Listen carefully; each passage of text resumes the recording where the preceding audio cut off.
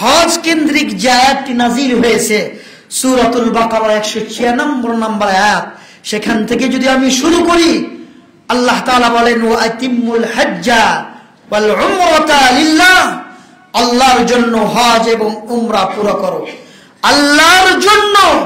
এখানেও তাওহীদ।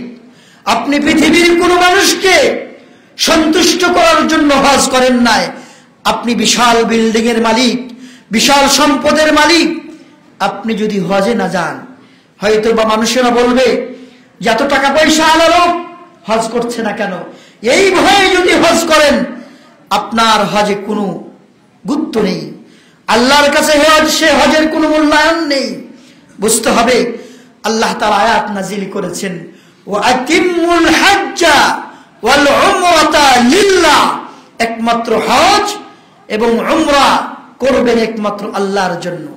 আপনি হজ করে এসেছেন, আপনার জন্য চিঠি যখন পাঠানো হয়, সেইখানে চিঠিতে হাজী সাহেব লিখুক অথবা নাই লিখুক, আমার রাগ করার, গোসা করার, দুঃখ করার, কষ্ট পাওয়ার কোনো অবকাশ নেই। যদি আপনার দিলে এরকম কষ্ট তৈরি হয়, বুঝতে হবে আল্লাহর সন্তুষ্টির জন্য হজ করেননি। সেখানে মানুষের সন্তুষ্টি নিহত রয়েছে, মানুষের সন্তুষ্টি কাজ করেছে। না হলে আপনার দিলে কষ্ট লাগে কেন? আপনার যখন নাম লেখা হয়, আলহাজ লেখা হয় না, তখন কষ্ট লাগে কেন?